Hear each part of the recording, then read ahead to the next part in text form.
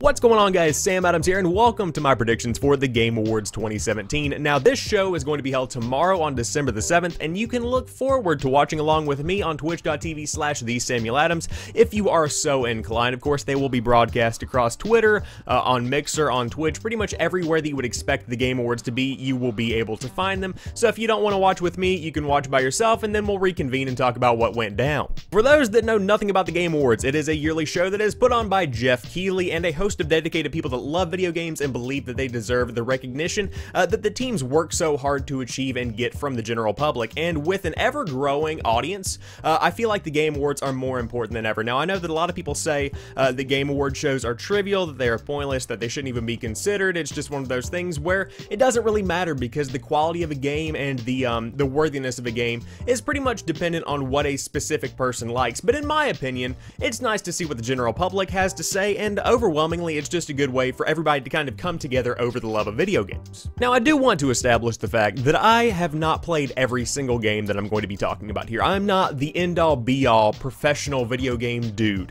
You know what I'm saying? I don't sit at home all day playing video games. I play them on stream, I talk about them on YouTube, but I have, you know, school, I have work, I have things that I do. I just can't play all these games. You understand that? And so with that being said, I will be putting in my 2 cents on some games that I haven't played and just ones that I have watched on Twitch, watched on YouTube, or just know a little bit about, just to give context to the conversation. So just because I say something isn't a certain award winner doesn't mean that it's not necessarily a good game. It just means that I've heard some things about it and I haven't gotten around to play it for myself. So with that being said, let's go ahead and jump into it. So, here we are on thegameawards.com, and the Game Awards is proud to announce the 102 games and individuals nominated for this year's awards. Winners will be revealed live on Thursday, December the 7th. Find out where to watch right here at this link. You can help select winners by voting below or vote direct on Google search. You literally just type in the Game Awards vote in the Google search bar. Fans can also vote for select categories via Twitter DM and Facebook Messenger by following the Game Awards accounts. But this is pretty much the direct way that you're going to be voting, which is thegameawards.com/awards. So with all of that being said, let's go ahead and dive into the categories here. We have Game of the Year, which recognizes a game that delivers the absolute best experience across all creative and technical fields. So we have Breath of the Wild, Super Mario Odyssey, PlayerUnknown's Battlegrounds, Persona 5, and Horizon Zero Dawn. So the controversy over the past couple of weeks has been, is PlayerUnknown's Battlegrounds actually eligible to win Game of the Year, because it is still in early access technically. Of course, this game has taken the world by storm. It is by far one of the most popular games that I have ever seen in all of the years that I've been playing games. It is insane how much people love this game. Now, Breath of the Wild paved new ground. It completely reworked the kind of the chemical balance of Zelda that it has had over the years and created a brand new experience that also felt familiar to fans. Super Mario Odyssey is just a fantastic good time all around. I cannot wait to get my hands on this game. I'm probably going to be playing it over the first part of 2018 whenever there is kind of, you know, that little lull where not too many games are coming out, so that's going to be an exciting time for me. Horizon Zero Dawn is beautiful. The story could have been a little bit more engaging, but overwhelmingly Guerrilla did so well going from Killzone to this. It completely shifted the way that they are perceived in the public. And then Persona 5 was never my thing. Again, that's one of those opinions that I'm just going to have because I don't play this kind of game. But when it comes down to it, when you are choosing a Game of the Year, I would go ahead and say that Breath of the Wild is going to be Game of the Year. I don't think that PlayerUnknown's Battlegrounds even counts. It's early access, it's not completely out yet, but Breath of the Wild reworked the Zelda franchise in such a way that is going to shape the franchise going forward. And so when you have a game that has that kind of impact on a brand new console as well as a last generation console, that kind of deserves Game of the Year in my opinion. Next up, we have the Best Game Direction, which is awarded to a game studio for outstanding creative vision and innovation in game direction and design. So the nominees are Wolfenstein 2, Resident Evil 7, Biohazard, The Legend of Zelda Breath of the Wild, Super Mario Odyssey, or Horizon Zero Dawn. Now, the Best Game Direction, outstanding creative vision and innovation in game direction and design. Resident Evil 7 Biohazard, that has a really heavy playable trailer feel for that Silent Hill game that got canceled. Wolfenstein 2 is just more Wolfenstein. I think it has creative vision and innovation, but enough to get the Best Game Direction, I'm not sure. The Breath of the Wild, it's a good nominee. It's a good pick for this kind of thing because there's so much creativity within Breath of the Wild, mainly because of the way that they shifted the entire, you know, Zelda universe around to fit a completely different design that we haven't really seen before. Super Mario Odyssey, I mean, it doesn't get any more creative than that. especially with the game design with the implementation of Hattie. Not Hattie, that's Hattie? Cappy, there we go, nailed it. And then Horizon Zero Dawn is so creative just because of the concept of living in a world that is dominated by pretty much robot, dinosaur, machine animals. That is insane. But as far as game direction and design, I'm going to go ahead and have to say that Super Mario Odyssey, of what I've seen so far, is definitely deserving of that because it completely changes what you would expect from a Mario game. I mean, there is a skeleton costume, there are clown costumes, there are different ways that you can use Cappy to get around the map. Speedrunners are having a time with this game. As far as best game direction, I think that it's going to have to go to Super Mario Odyssey for me. If it didn't go to Odyssey, I think I would probably give it to Horizon Zero Dawn, but I think the Odyssey might even be a little bit higher on my list. Next up, we have the best narrative for outstanding storytelling and narrative development in a game. What Remains of Edith Finch, Nier Automata, Hellblade, Senua's Sacrifice, Wolfenstein 2, or Horizon Zero Dawn. So for outstanding storytelling and narrative development in a game, hands down, I would say that this is going to have to go to Hellblade right here because of the way that it impacted people. I know that this is kind of a commentary on some mental sides of some struggles that people might deal with in everyday life. And so with that being said, to take that kind of experience where you're dealing with something inside yourself and put it into a game for people to experience and relate to and better understand the issues that some people go through, I mean, that is a no-brainer. I'm not even sure what the story was in Nier Automata. What Remains of Edith Finch, it's fine. Wolfenstein 2, more Wolfenstein, very violent. Horizon Zero Dawn, the story was fine. I'm going to go ahead and have to give the best narrative to Hellblade right here. Next up, we have the best art direction for outstanding creative and or technical achievement in artistic design and animation. First nominee is Destiny 2. That one's going off the list right now. Then you have Cuphead, Breath of the Wild, Persona 5, or Horizon Zero Dawn. When it comes to creativity in artistic design and animation and technical achievement at that, you gotta give it to Cuphead. I mean, the game was challenging and kind of turned a lot of people off from it, but overwhelmingly, this was just an incredibly beautiful game. And so for the best art direction, it's a hands down going to Cuphead. Next up, we have the best score/music in a game for outstanding music inclusive of score, original song, and or licensed soundtrack. Destiny 2, it's just Destiny music. Cuphead was really good as far as the music that was included in the game. Nier Automata, I don't know that much about the game. I haven't played it, so I can't say much to the music. Breath of the Wild had amazing sound design. Super Mario Odyssey, also amazing sound design. Persona 5, I can't really say. So as far as my personal experience goes and what I know and what I can, say firsthand, I would have to say that Breath of the Wild probably has the most beautiful soundtrack with original scores and just overall sound design. This one has got to get the best score music for me. I mean, that's just how it is. So then we have best audio design, which is recognizing the best in-game audio and sound design. So with this category being introduced, I'm going to have to go back here and reevaluate my best score/music. Because for outstanding music inclusive of score, original song, and or licensed soundtrack, that one might have to go ahead and shift up to Cuphead. Again, because of how it just kind of changed the overall vibe of the game by adding that old-timey music to it. So with that being said, if I'm giving the best score/music to Cuphead, then I'm going to have to go down here and give the best audio design to somebody else, which the nominees are Destiny 2, Hellblade, Resident Evil 7, Biohazard, The Legend of Zelda Breath of the Wild, or Super Mario Odyssey. And so with the best sound design, I'm going to go ahead. And there were a lot of creaks and groans in this house, and a lot of little intricacies that did raise the elevation of anxiety. If that's a good phrase there. So, still, just the experience of wandering around a Hyrule in The Legend of Zelda Breath of the Wild with the amazing, depth of the sound that was within the game, I'm going to have to give the best audio design to The Legend of Zelda Breath of the Wild. Next up, we have the best performance awarded to an individual for voice acting, motion, and or performance capture. First off, you have Melina Juergens, who was Senua from Hellblade, Laura Bailey, who was Nadine Ross from Uncharted: The Lost Legacy, Claudia Black, who was Chloe Fraser from also Uncharted: The Lost Legacy, Brian Bloom, who was BJ Blazkowicz in Wolfenstein 2, and Ashley Birch, who was in Horizon Zero Dawn as Aloy. With all of these amazingly talented people in front of me on my computer screen here, I loved The Lost Legacy. It was so good, and I love Chloe Fraser, and I love Nadine Ross. These are amazing characters.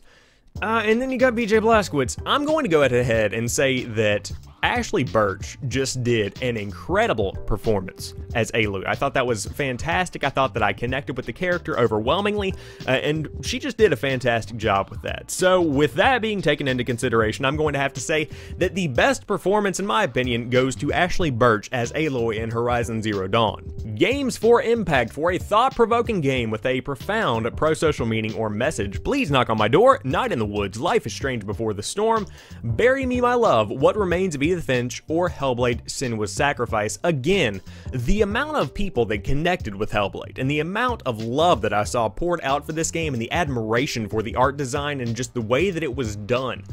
For a thought-provoking game with a profound pro-social meaning or message, I mean, I love Life is Strange as much as the next guy. Life is Woods, Night in the Woods, I've heard is fantastic, you know what I'm saying? These other games, don't know too much about. What Remains of Edith Finch, you kind of wander around some stuff. I feel like overwhelmingly, the amount of impact that Hellblade had on people makes it completely and totally worthy of the Games for Impact award. The Best Ongoing Game, awarded to a game for outstanding development of ongoing content that evolves the player experience over time. First off, we have Warframe, then you have Rainbow Six Siege, Overwatch, Grand Theft Auto Online, Destiny 2. I don't know why this is in here, because the Best Ongoing shouldn't be a game that literally came out like 3 months ago. And then you have PUBG, which again, I don't even think should be in any of these awards because it is an early access game. So these two are automatically off the list. Grand Theft Auto Online is still just Grand Theft Auto Online. I think that it has supported its players well, but I don't know that it really is deserving of the best ongoing game. Overwatch is fine, but it's just too toxic right now. I can't give an award to a game that is that toxic and has that terrible of a community. Because I love Overwatch, I love it, but it is so just not a fun game anymore for me. Rainbow Six Siege is my winner because of the amount of content that has rolled out. There are new operators that have been introduced this very week. And so with that being said, you can't help but give the best ongoing game to Rainbow Six Siege, though give an honorable mention to Warframe because they have introduced a brand new section of the game that completely and totally changes the way that it plays. I believe it's called Plains of Epsilon, something along those lines. If you haven't played Warframe and you love a thing like Destiny 2 where there is a grind, you should definitely try it out because there is a ton of content there to be experienced. Next up, we have the best mobile game for the best game playable on a dedicated mobile device. We have Fire Emblem Heroes, Super Mario Run, Old Man's Journey, Monument Valley 2, or Hidden Folks. I have not played Fire Emblem Heroes, Old Man's Journey, or Hidden Folks, which looks like Where's Waldo? I think that's exactly what that more than likely is. So therefore, my choices are narrowed down to Super Mario Run or Monument Valley 2. Because of the pure shallowness of Super Mario Run, I'm going to be giving this best mobile game to Monument Valley 2, which is a gorgeous game. Then we have the best handheld game, which is very interesting that they defined the best mobile game versus the best handheld game. And then you also have to consider, are Switch games eligible for this award? Because technically that is a handheld. Of course, they haven't included any here.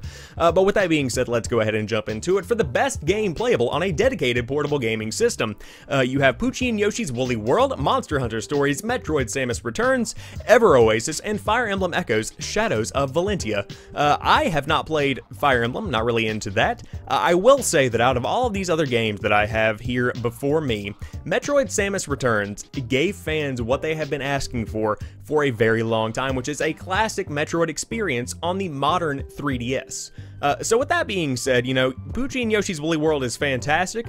These other games are also very high quality experiences, I am sure, especially for handheld devices. But Metroid Samus Returns fulfilled fans' expectations after a long time, and so I'm going to have to give the best handheld game to this one right here from Mercury, Steam, and Nintendo. Next up is the best VR/AR game, and I really have no kind of weight in this category because I have never played with a virtual reality headset or an augmented reality headset. It's just not something that's really appealing to me, especially with the overhead cost of getting into that section of the industry. And so with that being said, I would say that if I was forced to give the best VR/AR game to one of these games, I would say that it should go to Resident Evil 7 Biohazard because of the way that the game was reworked to kind of work in this new kind of element, this new kind of VR headset experience. And so just because of that additional effort, you know, not saying that any of these other games are bad or that they aren't as equally deserving of the best VR/AR game, though let's be honest here, Farpoint, why are you on the list? I am going to have to give this one to Resident Evil 7 Biohazard from Capcom. Then we've got the best action game for the best game in the action genre focused on combat. We have Prey, Neo, Destiny 2, Cuphead, Wolfenstein 2. Now, focus on combat. That is an intricate little thing right here, because Prey is very interesting because you have all of these little things that are disguised as everyday items that suddenly pop out and attack you. Then you have Neo, which is kind of similar to Dark Souls in a respect, and is building off of that foundation that franchise kind of laid down, and is very admirable. It's one of those games that I have watched a ton of. I watch Man vs. Game play it on Twitch a lot, more than I would care to admit, but overwhelmingly it is a beautiful game. Destiny 2, no, it's not the best action game. Cuphead is also a fantastic game when it comes to combat. And then you have Wolfenstein 2, which is more... I don't know that it should get an award for combat, because it's more about the blood and gore and intense violence and all of that good stuff within Wolfenstein 2. So out of all these games here, if I was to give the best action game, which is for the best game in the action genre focused on combat, I would have to give it to Neo, which is just gorgeous. I love the design, I love everything about it, and the combat is oh so satisfying to watch, and I can just imagine that it is oh so satisfying to play. Then we've got the best action/adventure game. For the best action/adventure game, combining combat with traversal and puzzle solving, Uncharted: The Lost Legacy. For the best action-adventure game, combining combat with traversal and puzzle solving is literally the definition of what you do in Uncharted: The Lost Legacy. Then you have Assassin's Creed Origins, which is similar in nature. Breath of the Wild had some amazing puzzle solving. Super Mario Odyssey, it's good, but it's not deserving of this award. And then Horizon Zero Dawn. Of the time that I've spent within the game, I honestly cannot say that aside from some traversal, there was not much of a puzzle element within that game. And so if I was to give this to any of these games, it's got to come down to something between Uncharted: The Lost Legacy and Breath of the Wild. It's one of these two. If I was to really sit down and force myself to pick one, I'm gonna have to say the Breath of the Wild is deserving of that, just because of the way that you have to plan out your attacks, to the way that you have to plan out your puzzle-solving mechanics and use everything to your advantage. I mean, there were so many people that reworked the way that they could solve the puzzles to make it doable. You know, they didn't solve it in the way that the developers intended, they figured out a different way to do it. And so with that being said, Breath of the Wild is so open to interpretation, it's so open to different kinds of ideas as far as combat and puzzle-solving goes, that it just seems deserving of the best action/adventure game. Then we've got the best RPG. For the best game design with rich player character customization and progression, including massively multiplayer experiences, The Fractured But Whole, Final Fantasy 15, Divinity: Original Sin 2, Nier Automata, and Persona 5. Now, I'm not a fan of RPGs that much, but with that being said, out of what I have seen, the best role-playing game, you know, the South Park, The Fractured But Whole, that's a fine game. It's not deserving of the best role-playing game. I've heard good things about Divinity: Original Sin 2, but I don't have any kind of experience with it at all. I've never watched a stream, I've never played it, I can't even say anything about this. This one might be a winner, but I wouldn't know it. Final Fantasy 15, no. No. Persona 5, no as well. If I was to give this best role-playing game to any of the games that I know about, to any of the games that I've seen firsthand, any of the games that I have played, Nier Automata is definitely going to be getting it from me, because you can definitely grind that one, and there is a pretty good amount of in-depth character customization there as well. Again, this is one that I don't hold the most weight in what I say, but with that being said, Nier Automata, nailed it. The best fighting game. For the best game designed primarily around head-to-head combat, Tekken 7 Nidhogg 2, which was one of the strangest looking games I've ever seen, Marvel vs. Capcom Infinite, Injustice 2, and ARMS. And ARMS, we have ARMS as a nominee here. Okay, well that one was unexpected. All right, so the best fighting game. For the best game designed primarily around head-to-head combat, it's not Tekken. It's not Nidhogg 2. It's not Marvel vs. Cap. No, I'm going to give it to Injustice 2 because I watched some of this game. I'm not a big fighting games guy, but I love watching them whenever there is a tournament, whenever somebody is playing head-to-head online, something along those lines. But Injustice 2 just looks beautiful. I love what they have done with the DC Universe, and I feel like the game has been overwhelmingly received in a positive light, and also I heard the campaign was pretty good. So with all of that being said, Injustice 2 gets my Best Fighting Game nomination. Next up, we have the Best Family Game, which is for the best game appropriate for family play, irrespective of genre or platform. Now, so for some people, they're going to say that this is mainly focusing on what the game is about, how the game is received. Is it family friendly? Is it appropriate to play with your mother or whatever? And so, you know, that's one way to look at it. But when I think of a family game, I'm thinking of something that is easily accessible, that is easily, you know, grandma can sit down and play this, and there is no kind of awkward conversation. There is no kind of real teaching aside from just the basic fundamentals of the game. And so out of all these games here, you know, for something that is accessible for all of the family to sit down and play together, you know, Mario plus Rabbids Kingdom Battle is a fantastic game, but you do have a little bit of an overhead of getting into the game and learning how to use your tactics to your advantage. But then you have Mario Kart 8 Deluxe down here. It's very simple. You know, there are easy modes, if you will, to where you can pretty much race and have fun doing it without really knowing what you're doing. And so with that being said, if I was to nominate the best family game, I would have to give it to Mario Kart 8 Deluxe. I know it's just a reworked version of the Wii U game. I almost said Wii 2. But if it is the reworked version of the Wii U game, it is doing a fantastic job as a reworked version of the Wii U game. And so with that being said, Mario Kart 8 Deluxe is a fantastic nomination for Best Family Game. The Best Strategy Game, the best game focused on real-time or turn-based strategy gameplay irrespective of platform. XCOM 2 War of the Chosen, Tooth and Tail, Total War Warhammer 2, Halo Wars 2, and Mario plus Rabbids Kingdom Battle. Now, so for me, I'm not a big strategy game guy. You know, I'm more of a guy that's focused on the action, that's focused on the nitty-gritty kind of, you know, intricacies of the fight itself. And so, taking all these strategy games into consideration, I've heard great things about Warhammer 2. I've heard great things about XCOM 2. I watched Dan's Gaming play this a good bit whenever it first came out. Halo Wars 2 is simply more Halo Wars. I played the beta. It wasn't my thing. As far as what really does it for me, where there is a good bit of action and, you know, hand-to-hand combat, if you will, I guess is the best way to put it, within the game, I would have to give the best strategy game to Mario plus Rabbids because it is kind of changing up the strategy game genre and allowing those fundamental mechanics of the strategy game genre to exist alongside an experience that is also engaging and does hold your attention. This is a very fun game that I feel is highly overrated. Even as much of the attention as it got, it still should have gotten more. It is a great game. Best sports/racing game for the best traditional and non-traditional sports and racing game. Project Cars 2, okay, Pro Evolution Soccer 2018, NBA 2K18, GT Sport, Forza Motorsport 7, and FIFA 18. Oh, no to Pro Evolution Soccer, no to Project Cars 2, no to NBA 2K18. I don't play FIFA, but I heard it was good. But it also had a very, yeah, the Switch port was abysmal on this, so you're out. Sorry, FIFA. GT Sport and Forza Motorsport 7. I'm gonna have to give this one to Forza Motorsport 7 because of the support that it got for the Xbox One X, because it is just such a beautiful freaking game. You know what I'm saying? Like, it's just hard to compete with Forza Motorsport 7 as far as looks goes, as far as the handling of the cars go. It's just the racing game that other racing games want to be. And so with that being said, it gets my best sports/racing game for 2017. Best multiplayer for outstanding online multiplayer gameplay and design, including co-op and massively multiplayer experiences irrespective of game genre.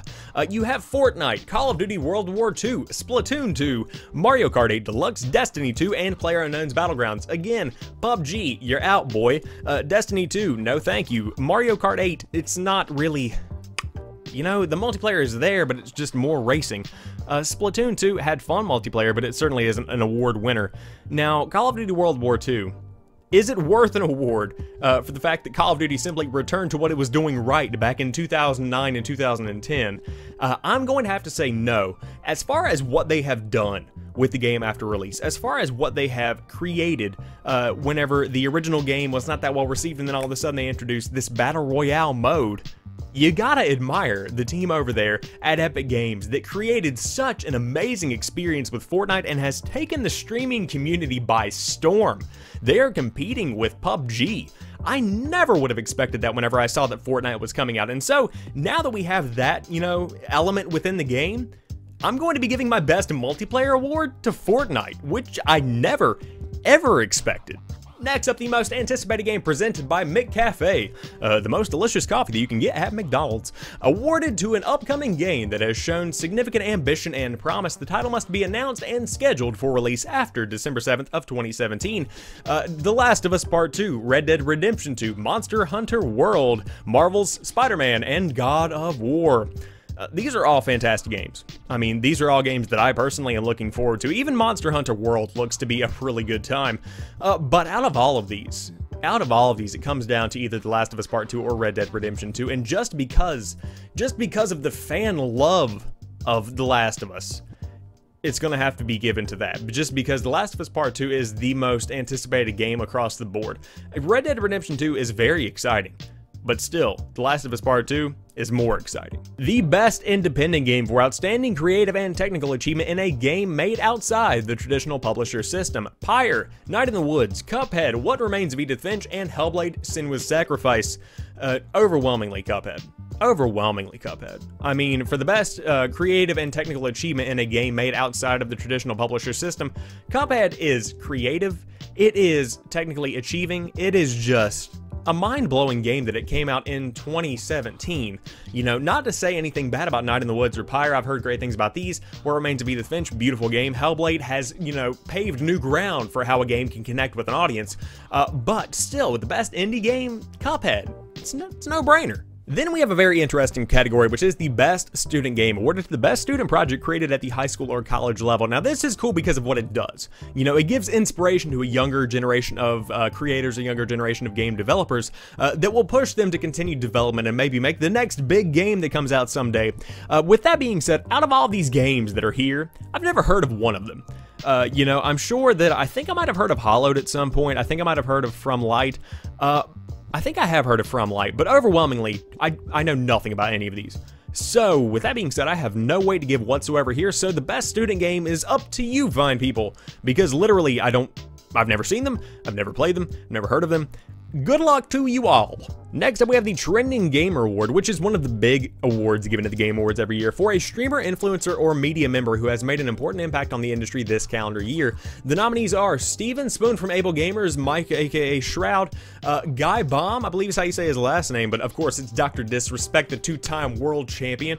And then we have Clint Lexa, which is half coordinated, and then Andrea Renee from What's Good Games, as well as the Kind of Funny Games Daily Show.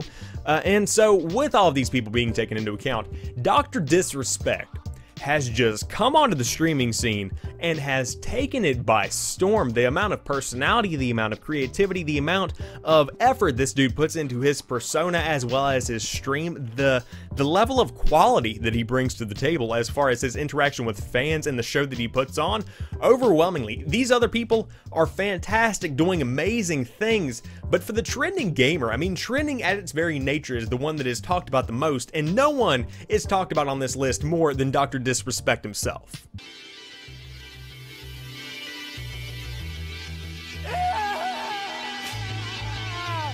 Then we have the best esports game, the game that has delivered the best overall esports experience to players, inclusive of tournaments, community support, and content updates irrespective of genre or platform. Then you have Rocket League as a nominee, League of Legends, Dota 2, Counter-Strike Global Offensive, and Overwatch.